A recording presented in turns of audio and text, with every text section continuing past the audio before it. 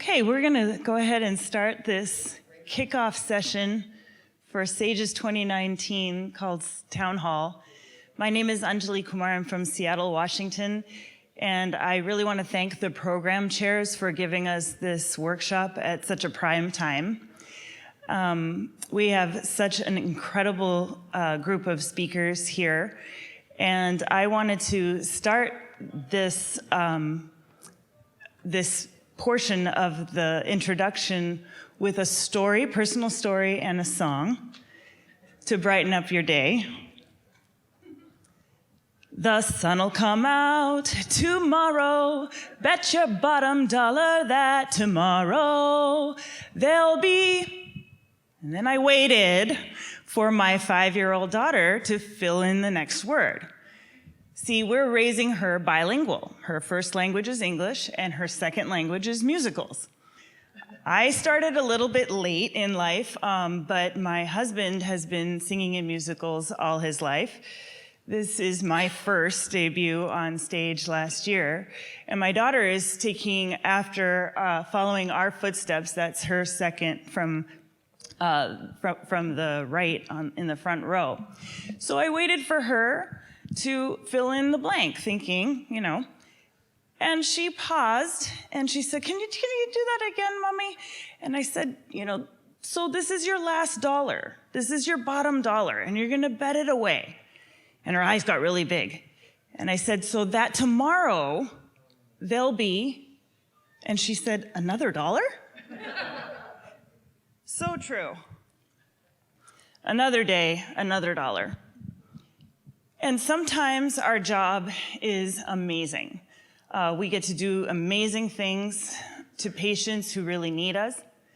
And other days, we wonder, why me? Why here? There's so many demands on our time. And you might feel like you can't even believe that you get paid to do this. And then there are other days that they couldn't pay you enough.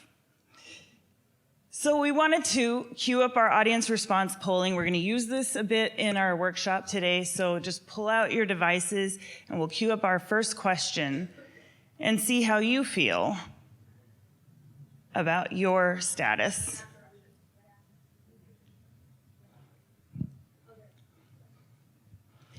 So when you think about which parts of your job dissatisfy you the most, this should be a check all that apply kind of thing.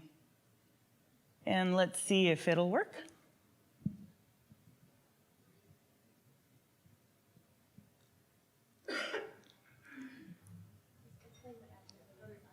So if you go to pollev.com/SAGES2019, it should queue up for you.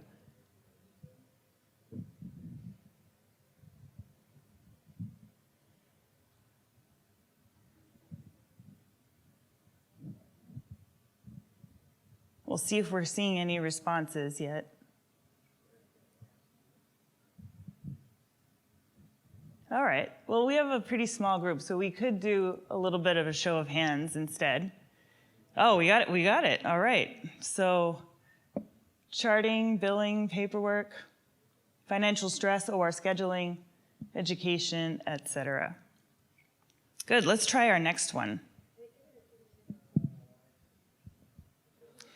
So in terms of what brought you to this session, take a moment to check what kinds of things you wanted to find more out about.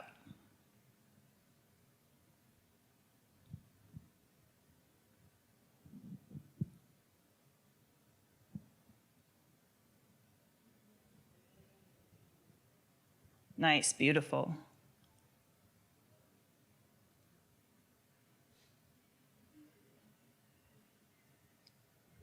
And then we'll go back to the slides because what I'm going to show you is what this workshop is going to cover today.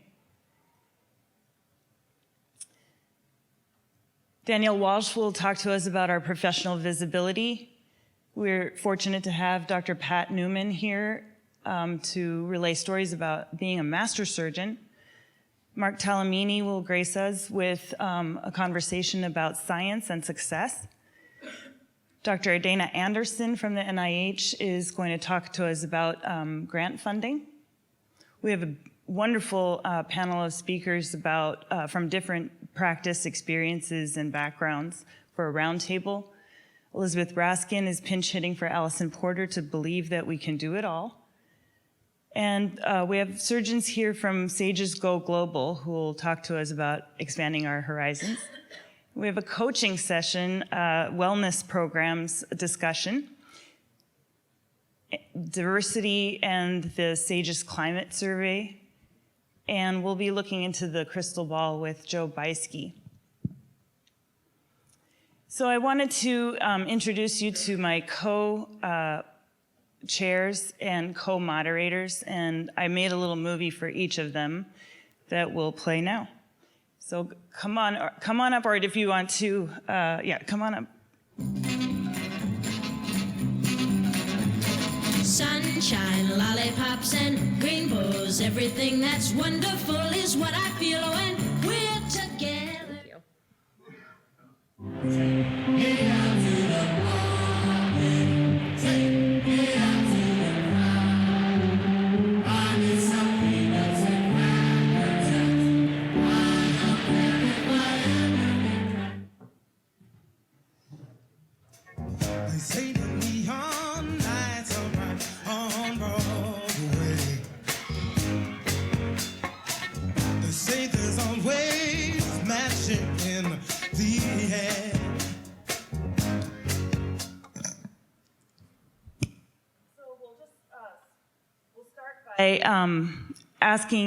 We'll have to pass this microphone around, but there are two books that I've been reading right now. One's by Daniel Pink and one's by Malcolm Gladwell, and it talks a little bit about the balance between work and life and integration and innovation and autonomy.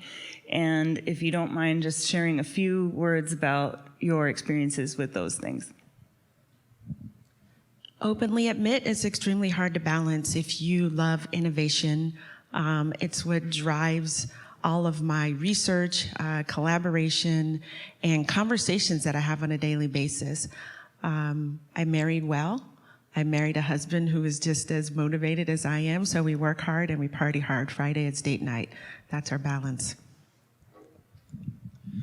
So work and life balance. So I definitely believe in